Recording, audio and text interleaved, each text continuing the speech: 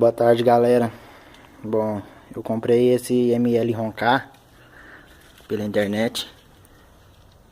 Ele, aquele de 45 centímetros, divide em dois, né? Tem essas duas molinhas aí, ó, que separa, que segura ele, o cano do bujão. E vamos ver como é que é o barulho dele, né?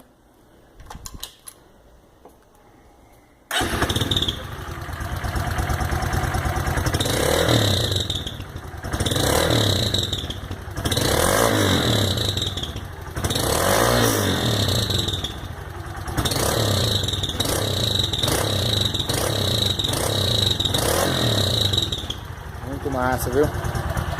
Fica massa na moto. Tá bonito. É isso aí, galera.